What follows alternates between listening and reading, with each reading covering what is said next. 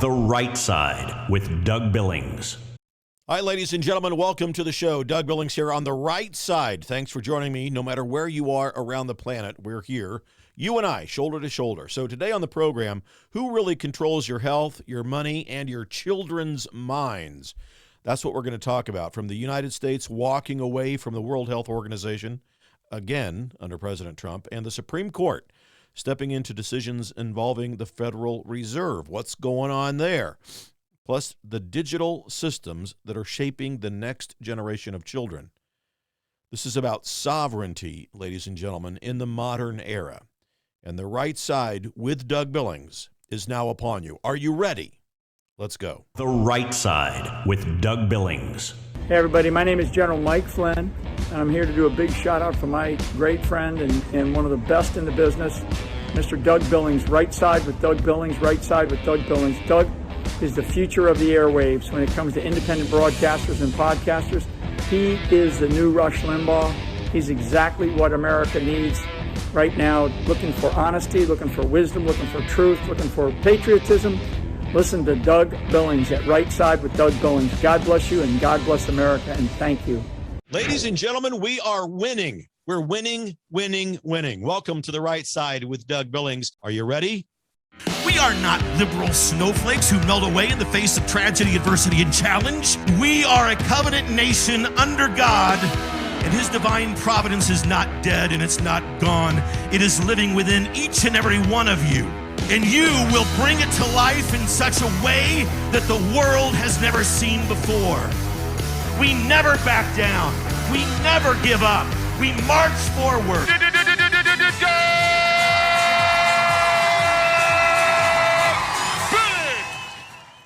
All right. Hi, everybody. Welcome to The Right Side with Doug Billings. Appreciate you all being here.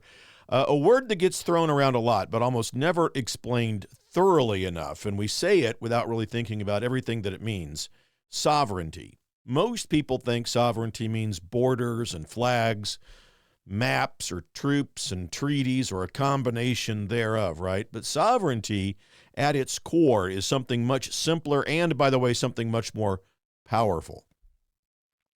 It's who gets to make the final decision when things go wrong. Okay, think of that in terms of sovereignty.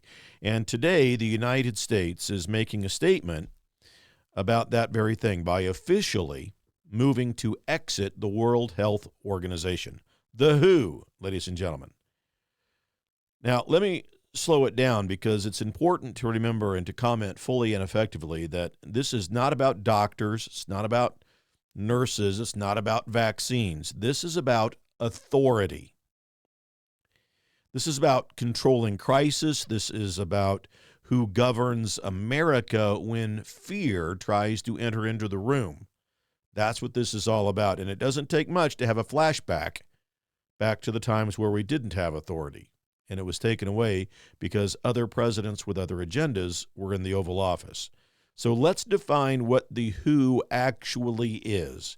It is a United Nations agency, first of all right? Founded by dozens of countries around the planet, guided by international committees, panels, political blocs, not elected by American voters, obviously, not accountable to American courts, and not bound by the United States Constitution.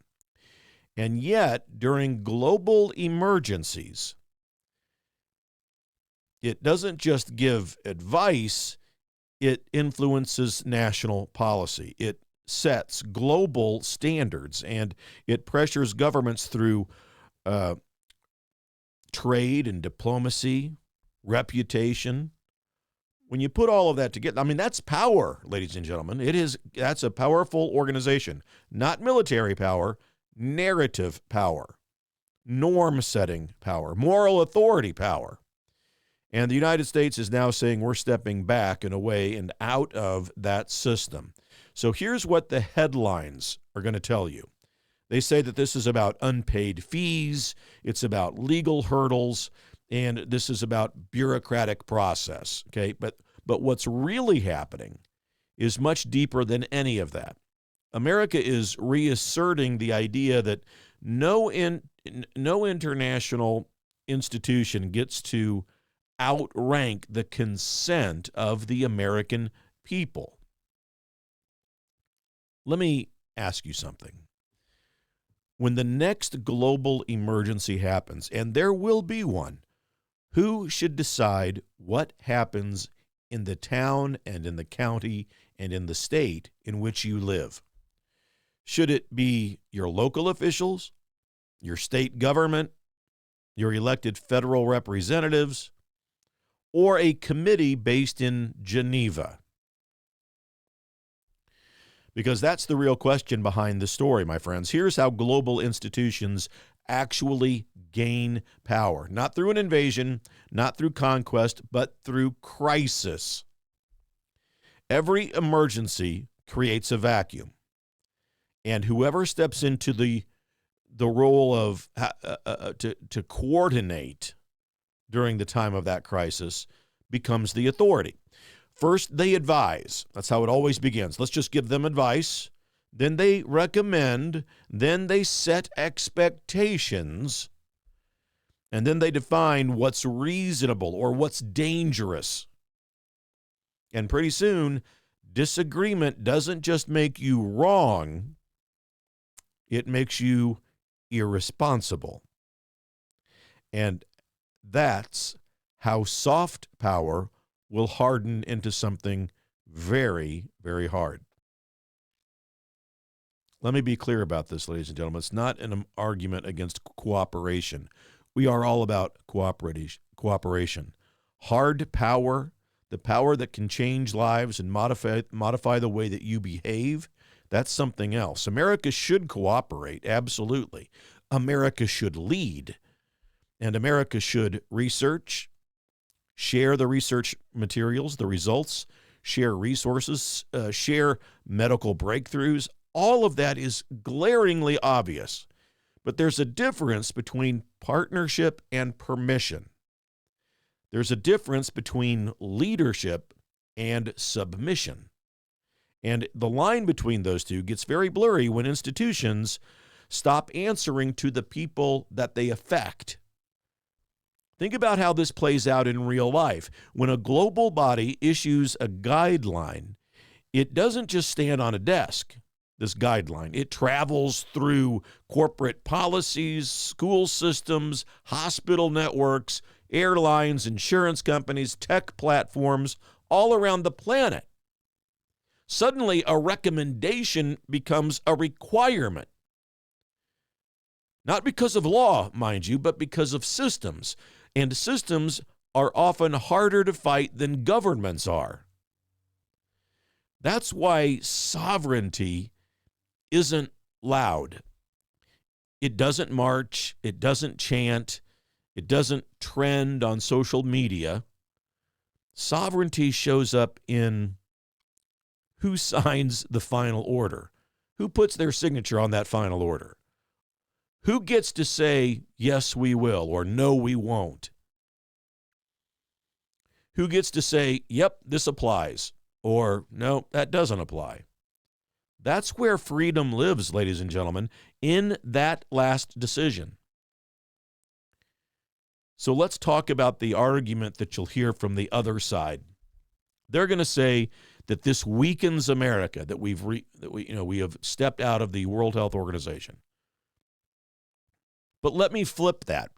A country that cannot say no,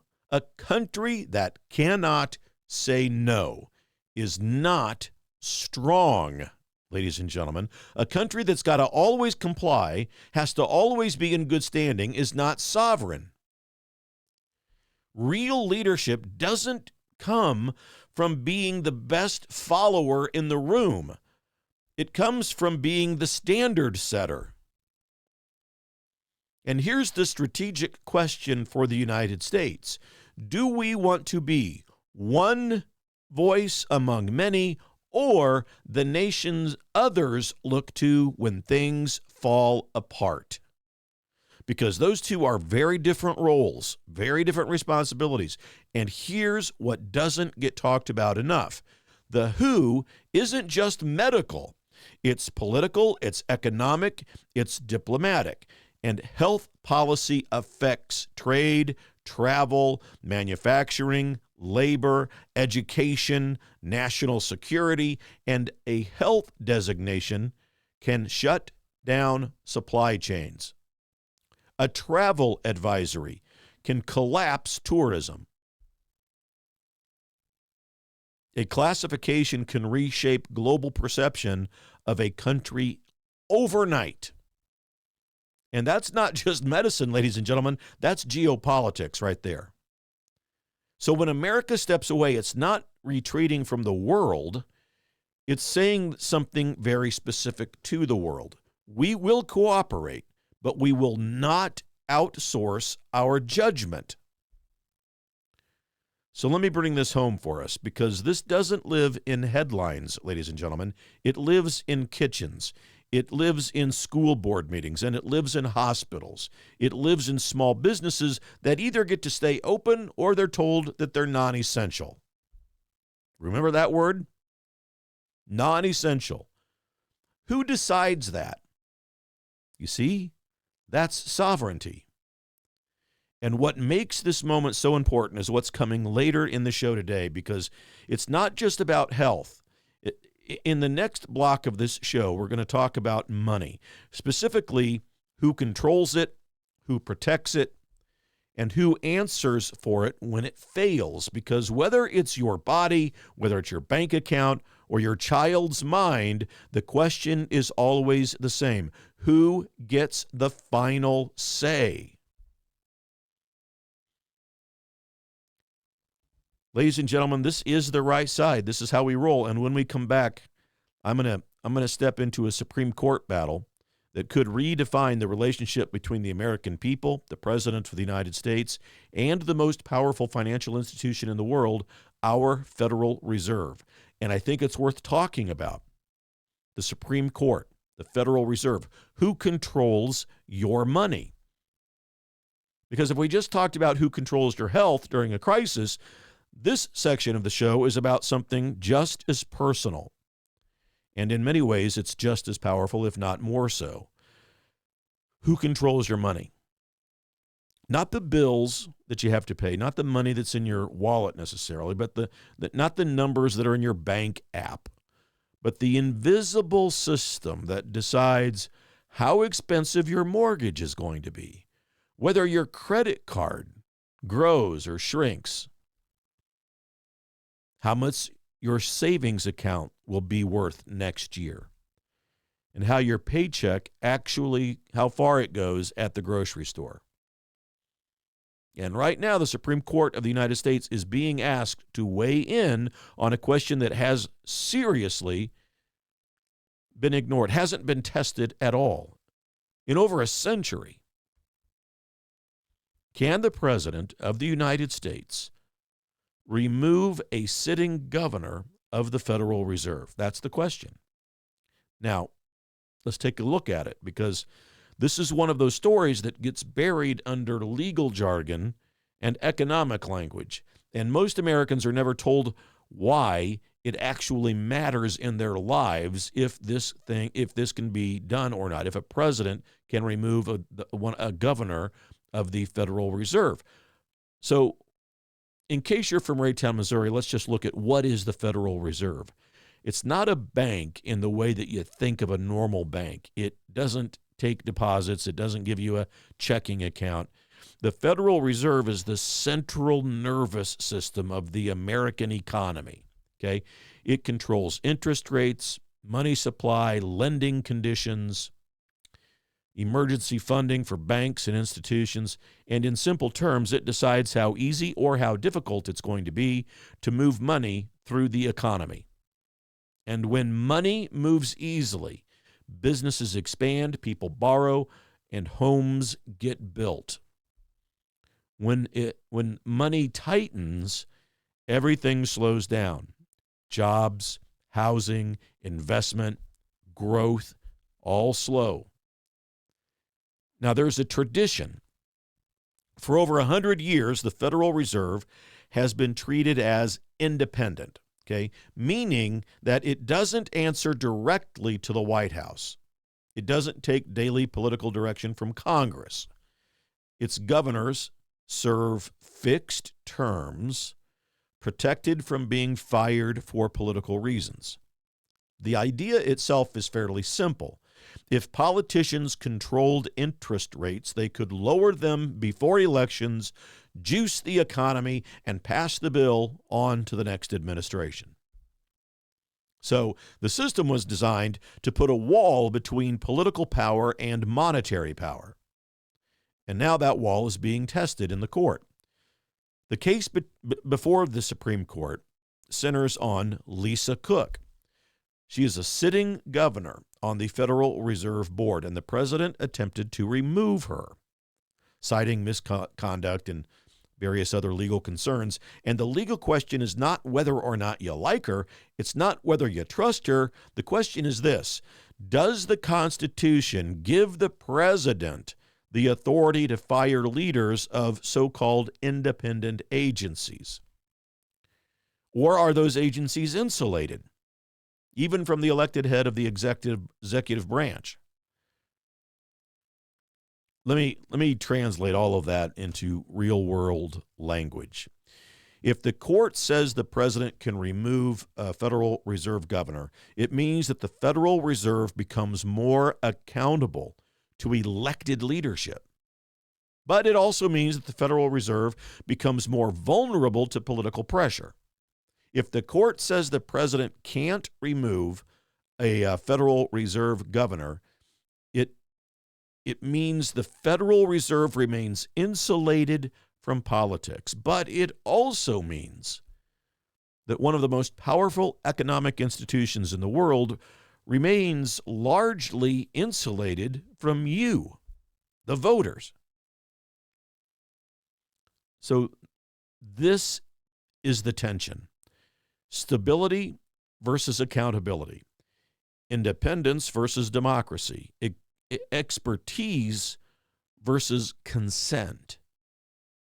And this is not an academic debate. This is about who ultimately answers to you. I'll give you an example. When inflation hits, and when it hits suddenly, your groceries cost more. Your rent goes up. Your car payment jumps. Your savings lose value. Who do you hold responsible? The president, Congress, or the Federal Reserve? Because right now, the Fed can make decisions that affect every household in America without ever appearing on a ballot. And to be fair, there's a reason that this system exists. Markets don't like chaos, not one bit. And investors don't like uncertainty. Businesses don't like sudden political swings.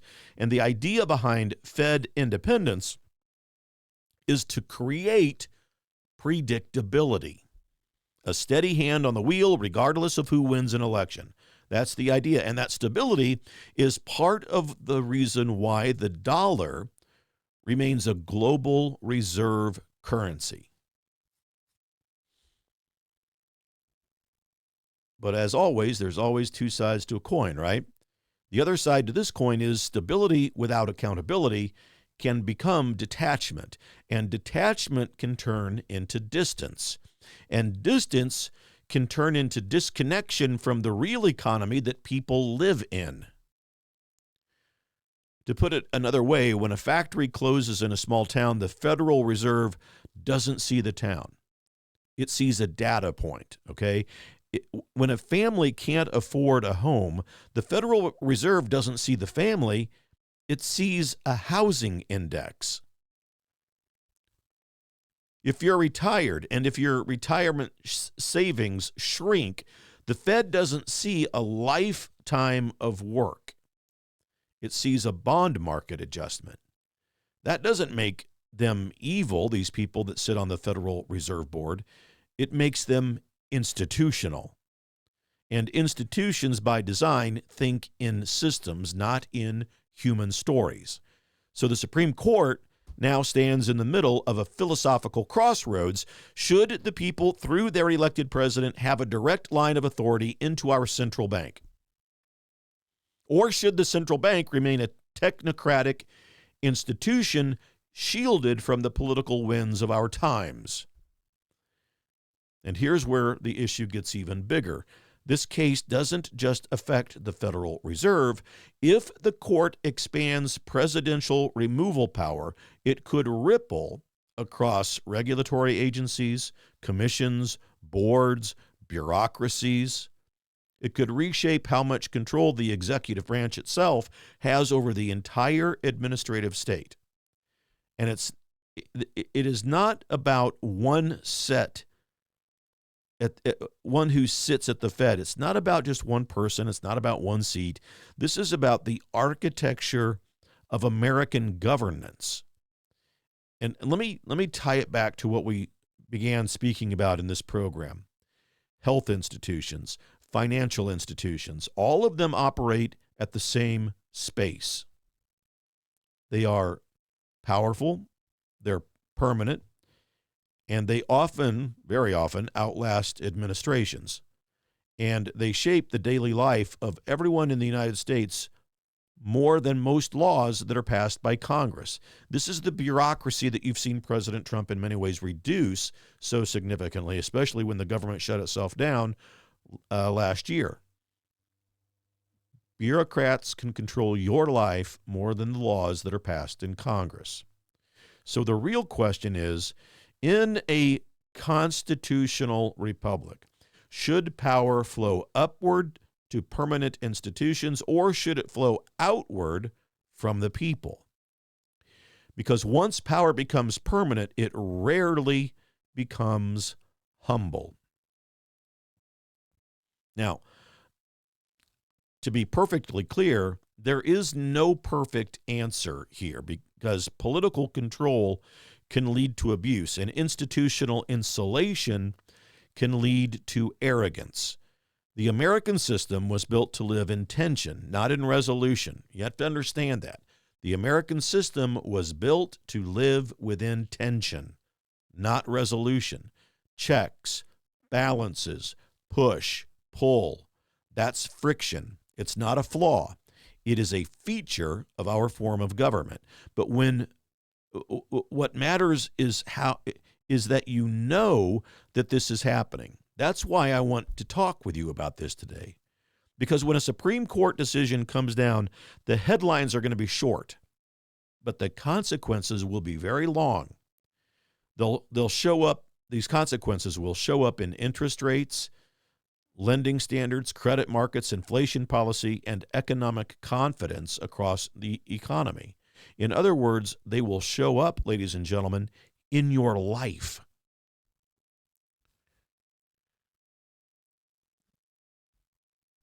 Well, I want to switch gears a bit. I want to talk about what's going on in other parts of the world.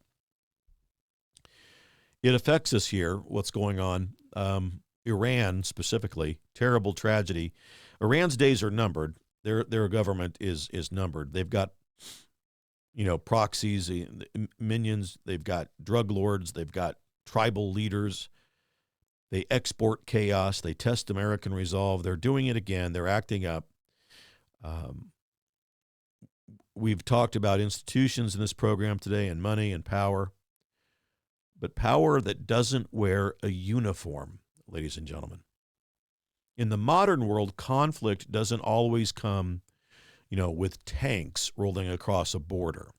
Sometimes it comes with militias. Sometimes it comes with fighter cells, sleeper cells. Sometimes it arrives in networks of fighters who don't belong to any one country, but answer to one regime. And right now, the Iranian government is leaning heavily into that very model. So let's define what we mean when we say proxy warfare. What does that mean? A proxy is a force that fights on your behalf without your flag on their shoulder, all right? So they're not officially in your army. They don't march under your banner, but they move in your interests. They disrupt your enemies, they advance your influence, and if something goes wrong, you get to be able to deny responsibility. It's power with plausible deniability is basically what it is. And Iran has built an entire regional strategy around that idea. Instead of protecting power with its own military, it builds and it funds and it trains and it supplies aligned militias across the Middle East. So they've got groups in Iraq, in Syria, Lebanon, Yemen, and well beyond those places. These groups don't just fight, ladies and gentlemen. They shape politics, and they intimidate governments, and they pressure United States allies, and they test American red lines. Now, here's why this matters so much to you in the middle of the heartland, whether you live in Kansas, Missouri, Texas, or anywhere else. Because when instability spreads in the Middle East, it doesn't stay there. It affects global oil prices, shipping routes, international markets, refugee flows, terror networks, and U.S. military posture. Every ripple turns into a wave when stuff goes on in the Middle East. And I can walk you through the strategy. Iran doesn't want a direct war with the United States. Oh, they'll talk a big game. That would be catastrophic for them. So instead, they operate in this gray zone.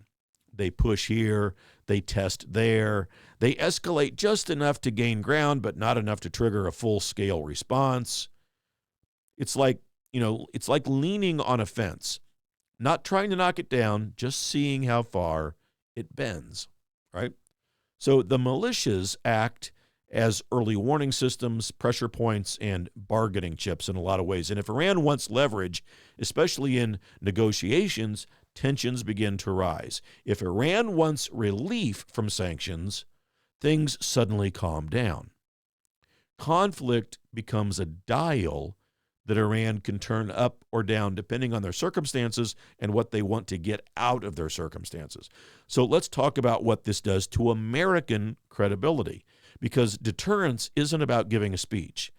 It's about expectation. If a regime expects that crossing a line will be met with consequences, they think twice. If they expect hesitation or debate or a speech or a delay of any kind, they keep pushing. That's why proxy warfare is so dangerous. It creates ambiguity. Was that attack state-sponsored? Was that group acting independently? Was that an accident or an intended message? You know what I mean? So while lawyers and diplomats debate definitions, facts on the ground change. Positions shift. Territory gets contested and influence grows. So then there's the human cost to all of this, which has been incredibly horrific, because behind every militia headline that you read, there are cities that are caught in the middle. There are families that are displaced, infrastructure that's destroyed, and an entire region is locked then in a cycle of retribution, of retaliation. As it turns out, proxy wars don't end. They linger, and they turn conflicts into unfortunate and deadly permanent conditions. And that's the uncomfortable truth about what's happening in Iran. America's enemies watch not just what we do, but how fast we do it. Speed signals resolve, and delay signals doubt. It's a difference between, Biden and Trump come to mind for me automatically. Biden would appease our enemies and never act quickly, and it caused the rest of the world to doubt our resolve. Trump's the exact opposite. Oh boy, is he resolved, and wow, does he act fast. And so in a world of instant communication, hesitation becomes visible. So what does our American first strategy look like in that kind of an environment? It doesn't mean chasing every militia across the desert, by the way. It means clear red lines, predictable consequences, strong alliances, and visible strength. Because deterrence only works when it is believable, ladies and gentlemen.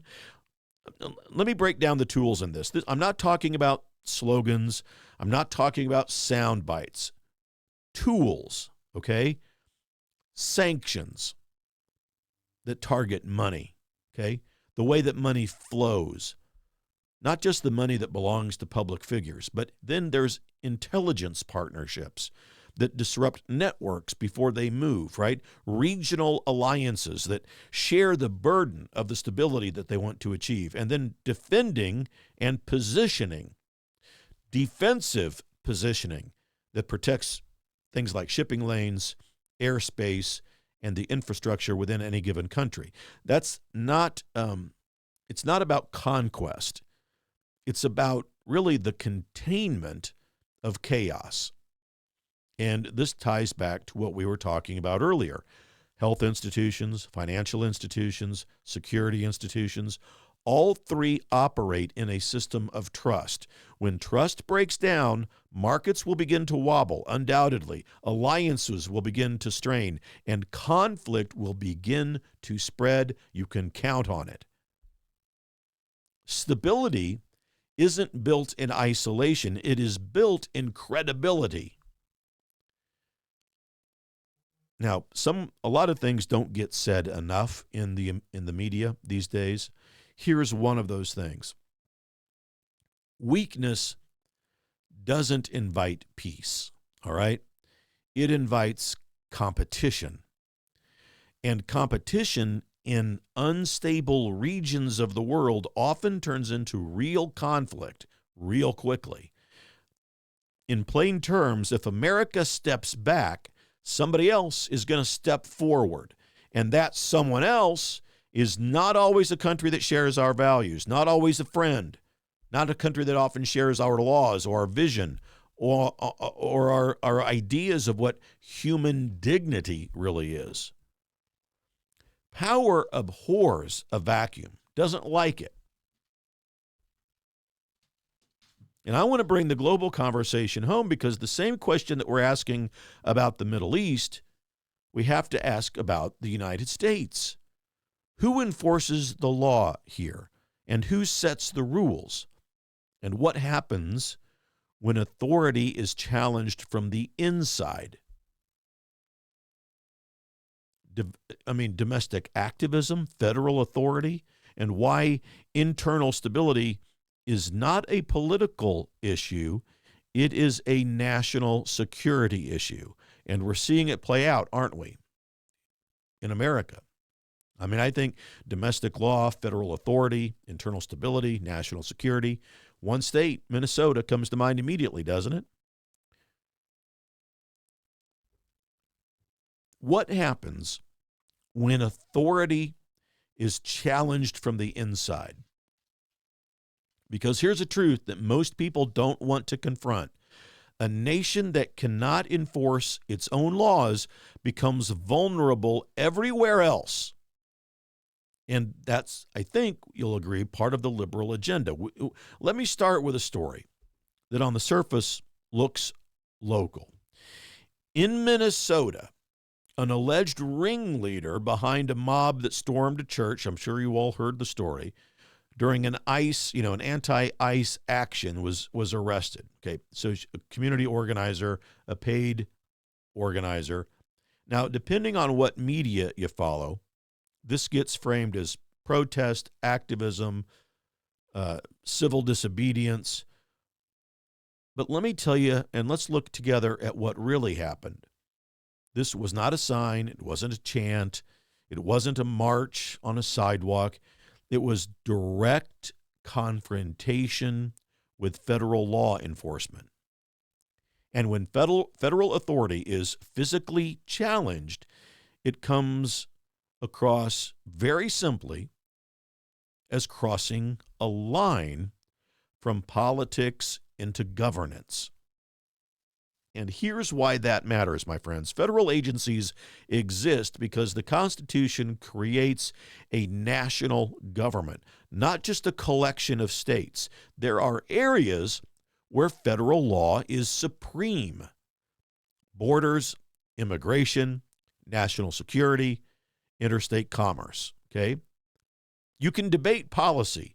You can argue priorities, but when the enforcement itself becomes a target, the system starts to crack.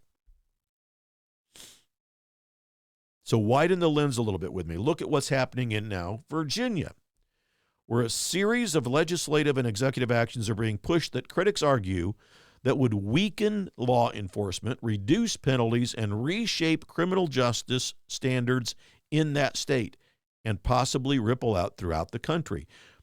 Supporters will call it reform. Of course they will. And opponents call it retreat. But here's the key point. Regardless of where you land politically on this issue, policy shapes behavior. There's no doubt about that. Laws don't just punish, they signal. They tell people what a society tolerates. They tell criminals what risks are worth taking, and they communicate whether the system is on their side or not.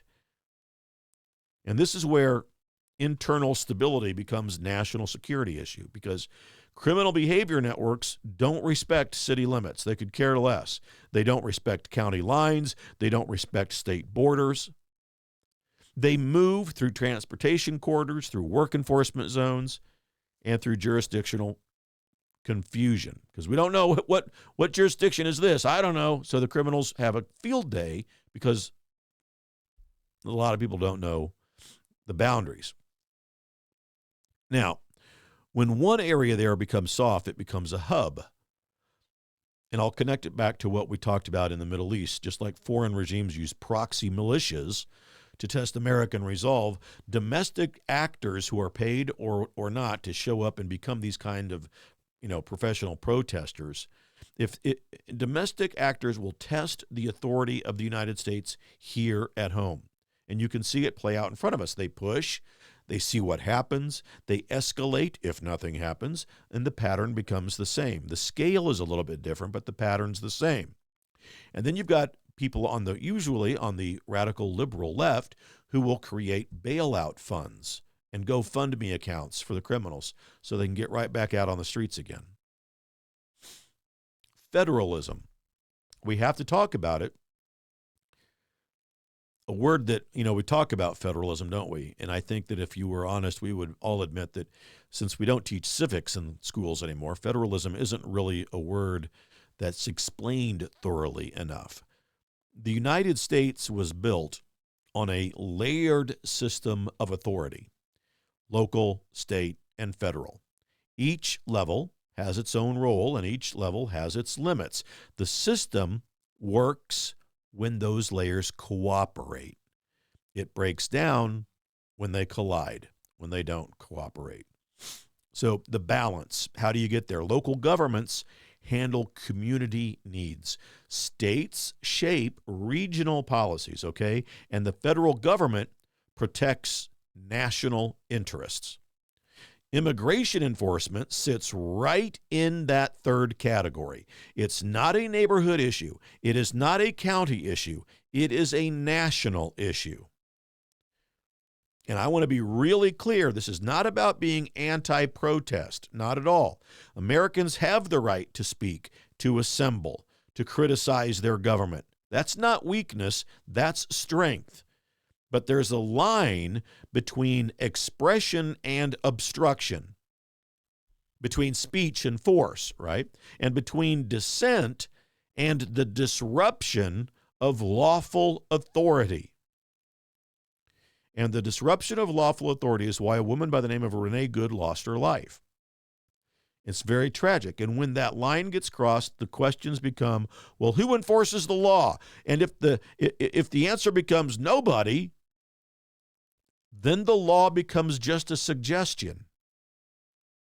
That's why internal stability matters globally.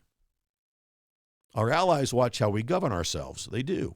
If you don't think we're being watched, our rivals watch how we enforce our laws at home.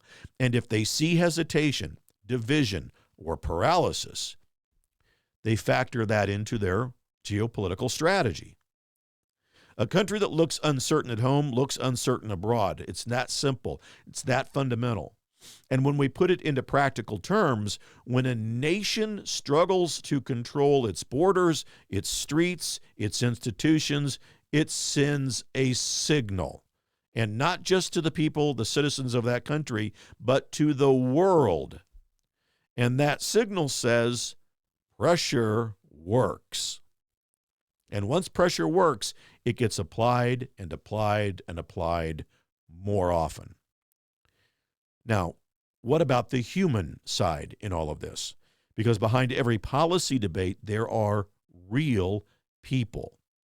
Families who want safe neighborhoods, businesses that want predictable rules, right? And communities that want trust. They want to trust the system.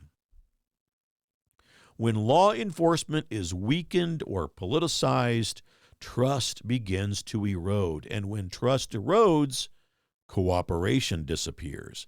And when cooperation disappears, enforcement becomes force instead of partnership. And that, my friends, is a very dangerous cycle. So America first, that's you and me. What do we look like here in this approach? If we were talking about all of this, what would the American first approach be? It's not about being harsh, certainly not. It's about being clear. Clear laws, clear consequences, clear authority.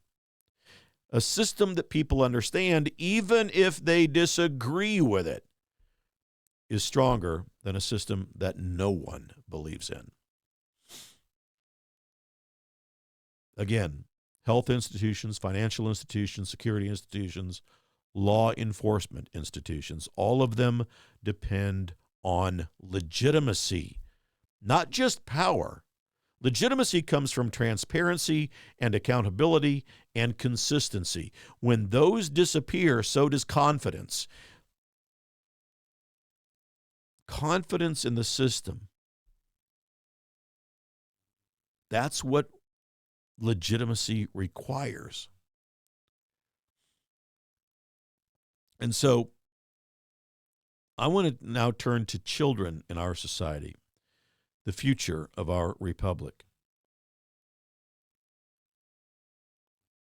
What happens when, and I'm just going to call it the screens of society, are the human minds, are children becoming smarter, in your opinion, ladies and gentlemen? Are they more wired than they were? And by wired, I mean just more connected to technology. Surely I think we'd all agree that they are. Are kids getting smarter? Because for most of modern history, the answer was yes. The following generation was always smarter than the previous generation. Every generation on average learned more than the one before it. They read more, they calculated faster, built on what their parents passed down. Progress didn't just show up in machines, it showed up in the human mind. But now, something feels different. Teachers talk about attention that doesn't hold, and parents talk about kids who can swipe, but they can't sit still. Employers talk about graduates who struggle with focus and follow through and basic problem-solving skills. No critical thinking ability. And into that space walks a claim that stops people cold in their tracks, that for the first time in modern history, a generation may be underperforming cognitively compared to the one before it. Now, I want to slow it way, way, way down here because this is where hype and science get tangled up. My job here is not to scare you. It's to teach you how to think about this. First, what do we mean by cognitive? We're not talking about trivia games here. We're talking about things like attention. Can you stay on a task without drifting away? Memory. Can you hold information long enough to use it? Execution function. Can you plan, prioritize, and resist distraction? Literacy and numeracy, right? Can you read? Can you count? Can you reason with numbers? There are studies in the state of Kansas where there are 150,000 kids who've just graduated from high school who can't read at appropriate levels. So we're talking about the mental muscle of a free society, right? It's what let people evaluate arguments and spot manipulation, make long-term decisions, and govern themselves instead of being governed by impulses. It's the intellectual maturity of humanity. But there's some research that's showing some very, very interesting things. And there's growing evidence that heavy screen exposure, especially in childhood, is now associated with shorter attention spans and with sleep disruption, increased impulsivity, and changes in how kids engage with reading and learning and arithmetic and so forth. Important word there, associated. It's not always proven to be the cause, but it's linked, screen time, often enough that serious researchers are now beginning to pay attention to this. And here's what the conversation says, and where I think it gets interesting, because this isn't just about how much time that kids spend in front of a screen. This is about what kind of systems those screens are plugged into. Let me explain that. The television that you had in the 1980s didn't care if you watched it. Your radio in the 1960s didn't track your attention. Your book in the 1920s didn't change the story if you got bored. But modern platforms do something entirely new. They respond to you. They learn. They learn what holds your eyes, what makes you swipe, what keeps you from looking away. And then they give you more of that. Not because it's good for you, but because it's good for engagement. So now attention isn't just a human experience, it is now a commodity. It's bought, it's sold, it's measured in minutes and clicks and watch time. I'll say it again. In the modern economy, your child's attention has a market value. And there are companies, systems, and algorithms competing to capture as much of it as possible. Now let's connect all of that to learning. The human brain didn't evolve for constant novelty. It evolved for focus, repetition, reflection, and pattern recognition. Deep learning happens when the mind stays with something long enough for it to sink in. But engagement-driven systems reward something else, ladies and gentlemen. They reward speed, surprise, stimulation, and constant change. And that creates attention, because what holds attention is not always what builds understanding. A simple example. Reading a book requires holding a mental picture, remembering what happened 10 pages ago, tracking cause and effect over time. Scrolling on a feed requires reacting, swiping, sampling, moving on. One builds depth, the other builds breadth. Both have a place, but they train very different habits within the mind. That's why educators on this particular topic are divided. Now, I used to be a high school teacher. I have a master's degree in curriculum and instruction. And I can see technology as a powerful tool, interactive lessons, access to information, global classrooms, okay, all of that. Others see a system that, when it's overused, though, fragments attention spans, and it weakens the ability to sit.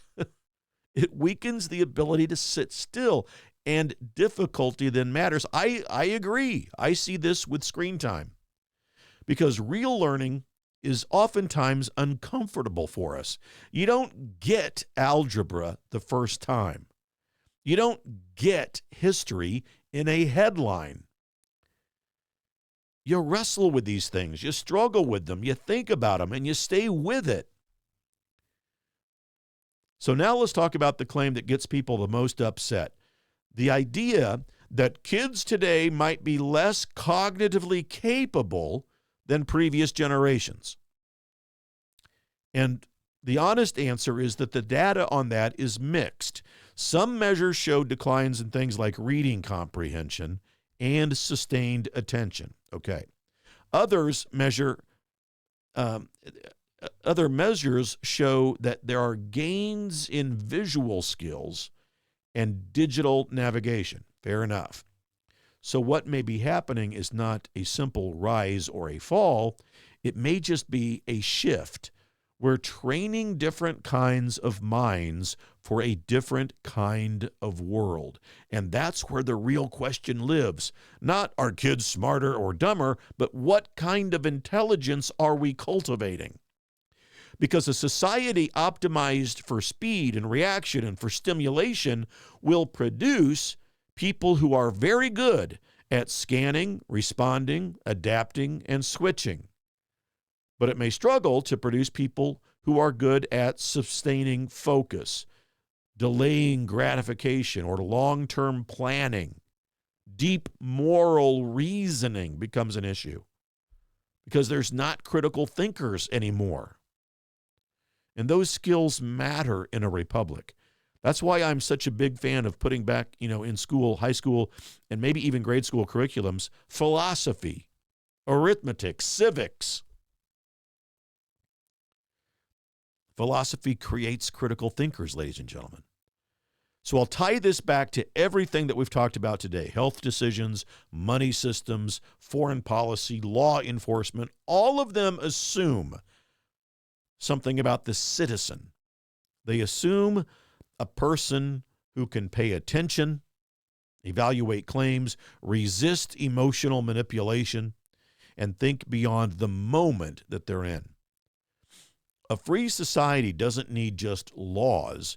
It needs citizens with the cognitive strength to use them wisely.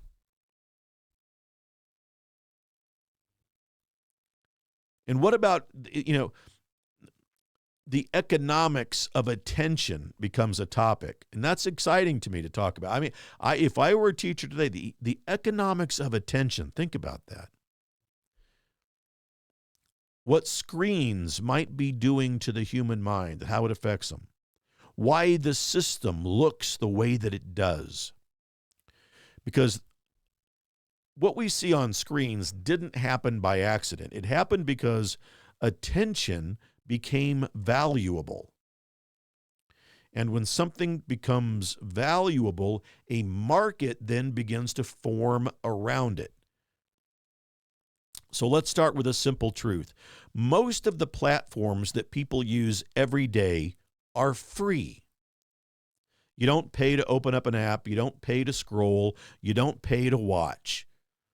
But free is rarely free. If you're not paying for the product, you are the product.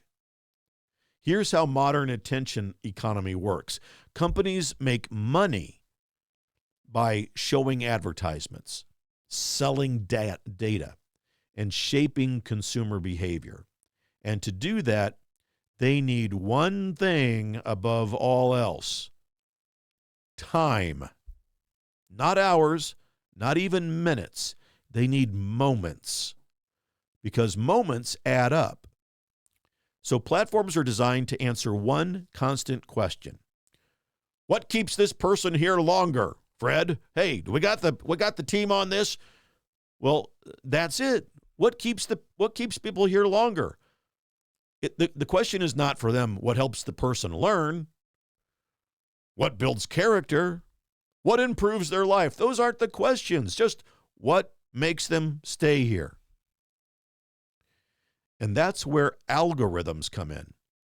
An algorithm is simply a set of rules that decides what you see next. But modern algorithms don't just follow rules, they learn. And they observe. They observe what you click, what you skip, what you rewatch, and what makes you pause. And then they adjust. Not once, not daily, constantly.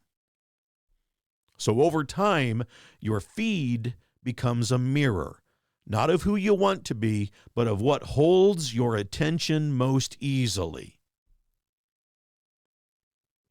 So now let's talk about dopamine. Dopamine is a chemical in your brain associated with motivation and reward. It's not a pleasure feeling exactly. It's a signal that says, pay attention, this matters. And when something is novel, new, surprising, or emotionally charged, dopamine spikes, and the brain says, more of that. Give me more. The system evolved to help humans.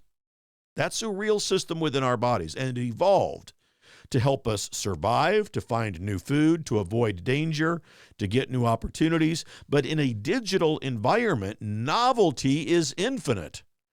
There's always another video, another clip, another post, another headline, and the brain never gets the signal to stop. So what happens? The threshold rises. What held your attention yesterday feels boring today. So the system shows you something louder, something faster, more emotional, more extreme. Not because it has a point, but because it works. So now let's connect all of this to children. A developing brain is especially sensitive to reward systems. It's still writing a child's brain. It's still writing self-control, focus, emotional regulation, impulse management. And when that brain grows up into an environment of constant stimulation, it learns a lesson early. Discomfort is optional. Boredom is a problem to be solved immediately. Focus can be abandoned the moment something more interesting shows up. Now, that doesn't make kids bad. It makes them trained. Trained by the environment that we built. And here's the part that people don't like to hear. There's no one sitting in a dark room plotting to harm children with regards to this topic. This is not a villain story. This is an incentive story. If a company's revenue depends on engagement, it will optimize for engagement. If attention drives profit, systems will compete for attention. That is how markets work. So when people say, well, why don't they just make healthier content? The answer is uncomfortable, because healthier content doesn't always win in a system that rewards what holds you, not what helps you. A real-world comparison. Fast food didn't take over because people hate vegetables. It took over because it's cheap, convenient, and it's designed to hit the brain's reward center. Digital content works the same way. Quick, easy, emotionally stimulating, and it's everywhere. Now let's talk about the data. Every click teaches the system something about you. What you fear, what you like, what you avoid, what makes you angry. And that information doesn't just shape ads, it shapes content itself. Stories get written to fit those platforms. Videos get made to fit what spreads. Headlines get crafted to fit what triggers. So over time, the culture starts to tilt, not towards what's true, but towards what's engaging. And those two are not always, in fact, very rarely, the same thing. That's where this becomes a civic issue, ladies and gentlemen. A republic depends on citizens who can sit with complexity, hear arguments that they don't like, weigh evidence, and change their minds.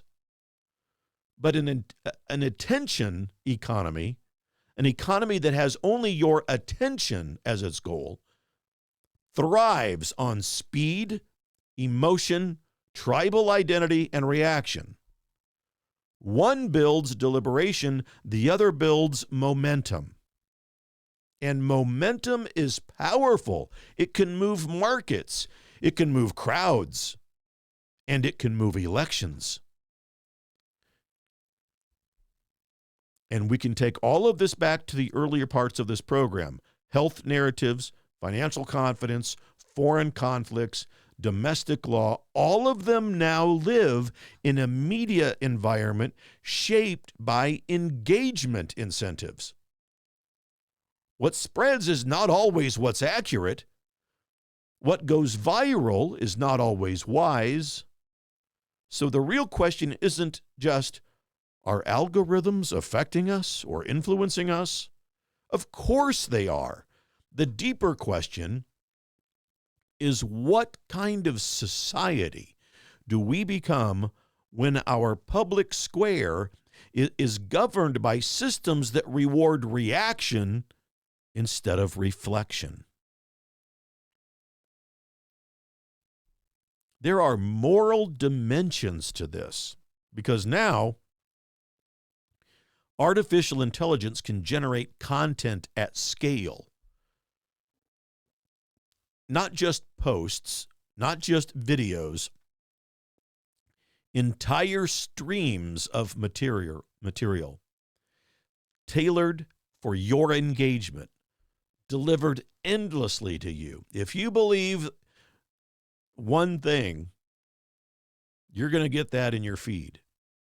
And we have to ask, what responsibility do we have as parents, as citizens, as a nation, when machines optimize for clicks instead of character? And so now we talk about something deeper: responsibility.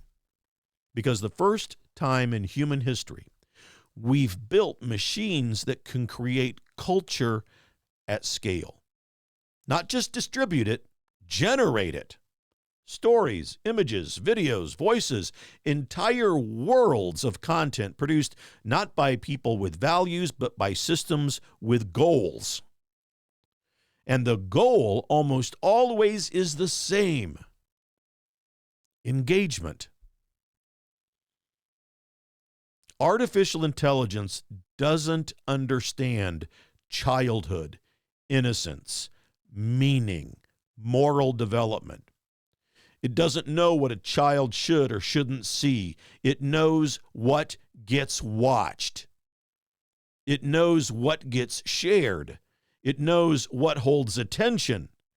So when AI is plugged into an engagement-driven platform, it becomes a very efficient machine for producing whatever works, not whatever is wise.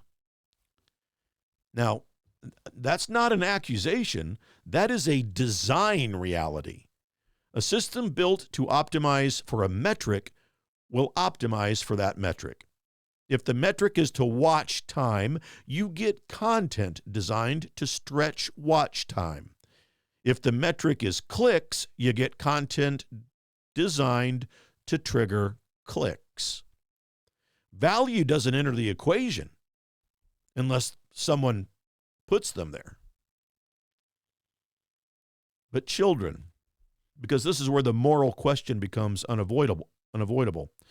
A child's brain is not just smaller than an adult's, it's unfinished. It's still getting wired.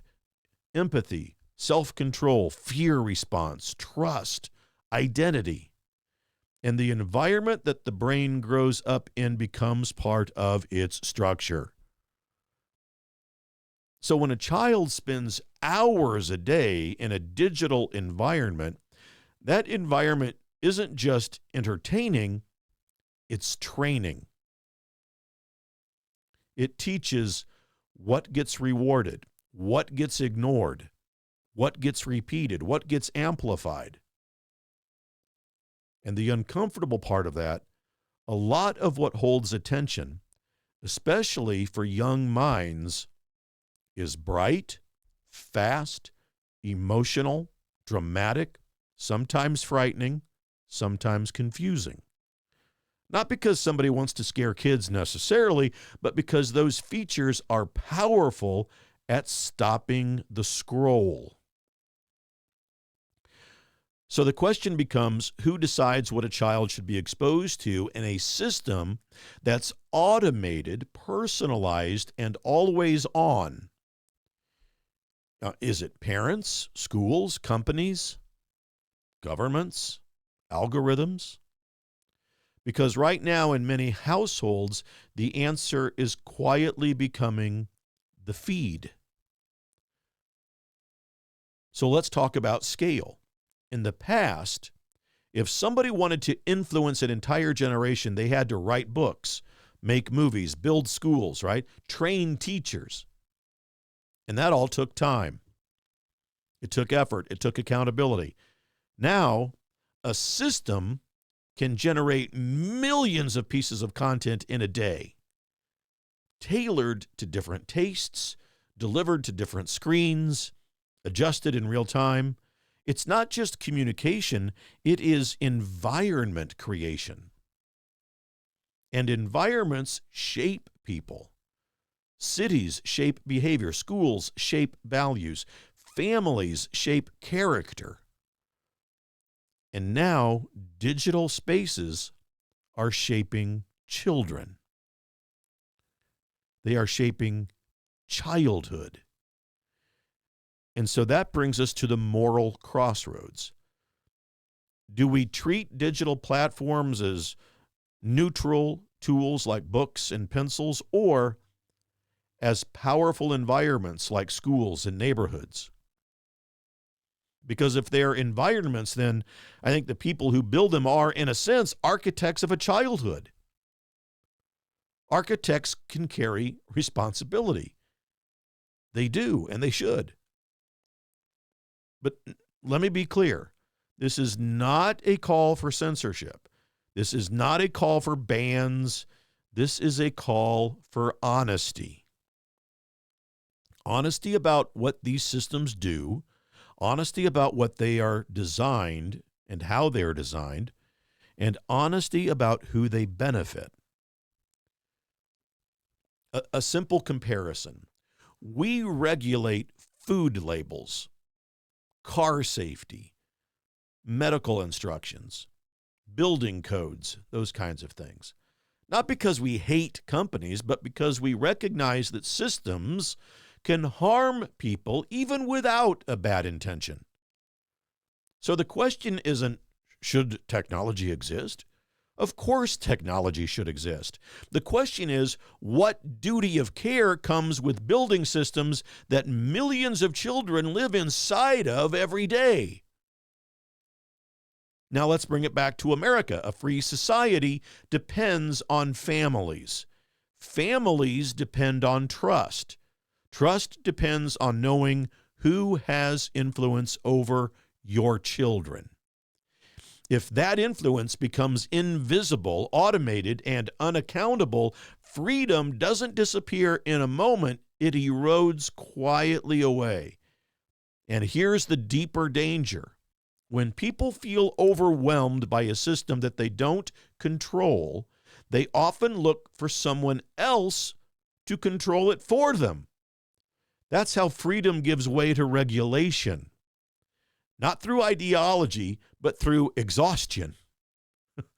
So if we care about liberty, we should care about responsibility first, because a society that governs itself well doesn't need to be governed heavily.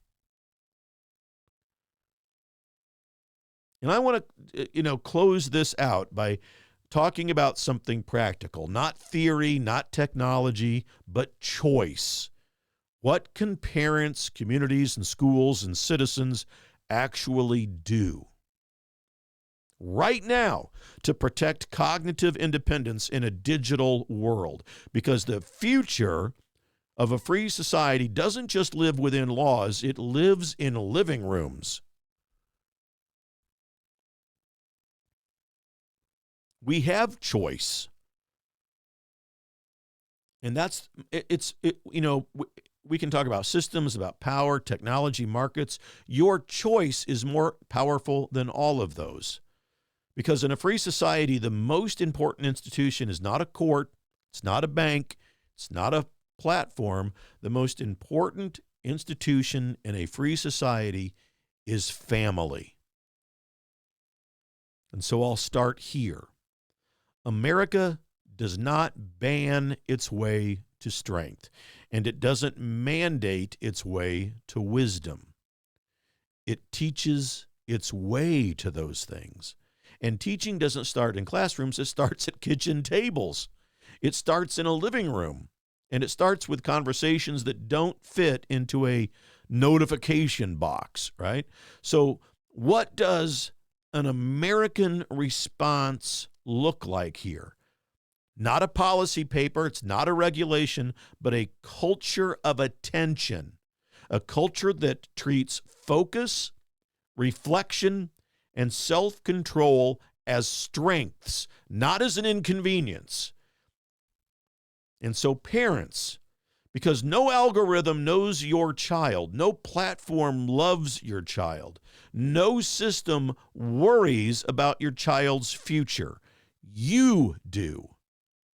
And that gives you authority that no institution can replace. And here are some practical human things that still matter in a digital age. Reading together. Boredom without a screen to deflect your boredom. Long conversations. Real responsibilities. Unstructured playtime and quiet time, prayer time. Folks, those things don't show up in metrics. They don't go viral, but they build something much more durable than engagement. They build character. All right, now let's talk about schools. Education is not just information transfer. If it were, the internet would have replaced teachers years ago. Education is formation. It's learning how to struggle with ideas, how to listen, and how to listen with the intent to understand, not to listen with the intent to respond. How to speak, how to disagree without destroying something, and how to stay with a problem when the answer does not come easily to you. So a classroom should be one of the few places left in society where attention is protected, where a student can sit with a book, a student can sit with a question or a thought without 1,000 competing signals trying to pull them away. Now let's talk about community, because families don't raise children alone, all right? They just don't. Neighborhoods matter. Churches matter. Clubs matter. Mentors matter. All of them create moral weather, if you will. that we have to navigate. They create an environment where certain behaviors feel normal and others feel out of place. And that moral weather shapes people more than any app ever could. And so I'll bring it back to the bigger picture. We talked about health sovereignty, economic independence, national security, institutional power. All of those rest on one quiet assumption: that citizens can think, that they can pay attention, that they can weigh evidence, that they can resist emotional manipulation, and that they can make long-term choices. If that assumption fails, no system can save a free society. Because freedom doesn't collapse when a law is passed. It collapses when people stop agreeing with or understanding.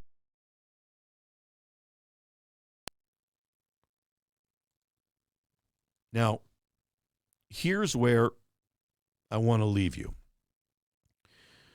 My friends, this is not about fear. This is about confidence. Confidence in the idea that human beings are not just consumers of content. They are creatures of meaning. We are parents who are not passive bystanders. We are stewards. We are teachers, not facilitators. We're guides. And, citizens are not data points. We are members of the foundation of this republic. And so, part of what I think about when someone says America first, in this context, it means putting families before systems, communities before platforms, and character before clicks, and wisdom before speed. It means recognizing that the most important border that we defend is not on a map. The most important border that we defend, ladies and gentlemen, is around the human mind. And so, ladies and gentlemen, a free nation is not built by machines. It is built by people who can think clearly, speak honestly, choose wisely. And that is not a technological problem. That is a human responsibility. Don't you agree we should have philosophy back in the school system, ladies and gentlemen? It's kind of a philosophy class here today. But thank you very much for spending time with me today, ladies and gentlemen. And please do head over to YouTube and subscribe to my YouTube channel over there, at The Right Side, Doug Billings. At The Right Side, Doug Billings. If you like this program, please share it and come by often. Leave a comment. I would love to hear from you. The Right Side with Doug Billings, ladies and gentlemen. We are in this thing together. Believe it. For the Republic. Cheers. The Right Side with Doug Billings. Hi, everybody. Welcome to the set of my show, Doug Billings. Hey, my good friends at EMP Shield, that's electromagnetic pulse, in case you're from Raytown, Missouri. Electromagnetic pulse could wipe out your home electrical system, could wipe out your vehicle. And thanks to the radical liberal agenda that was put forth under Administrator Biden and Vice Pretender Harris, there are lots of people in this country who want to do us harm. And maybe an EMP device would be their chosen weapon. But EMP Shield gives you a device that can protect you. This little baby here goes on your home outlets, a computer, a router, whatever you want to protect. And then they also have a larger model like this. You can still hold it in the palm of your hand, that goes on your vehicle battery so that you can get out of trouble from point A to point B. EMPshield.com. Promo code Doug, ladies and gentlemen. Save yourself. Save your property. EMPshield.com. Promo code Doug. We're in this together, folks. Believe it. For the Republic. Cheers. The Right Side with Doug Billings.